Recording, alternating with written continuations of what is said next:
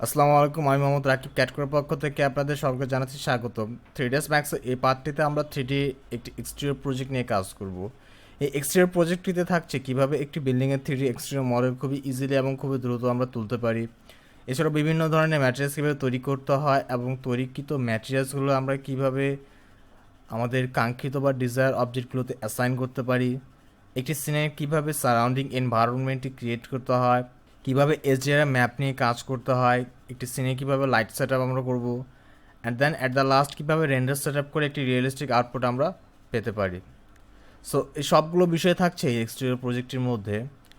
আর আপনারা যারা বিগিনার লেভেলে রয়েছেন তারা এক্সটেরিয়র প্রজেক্ট থেকে একটি বিল্ডিংয়ের 3D এক্সটেরিয়র মডেল তৈরি করতে সক্ষম হবেন।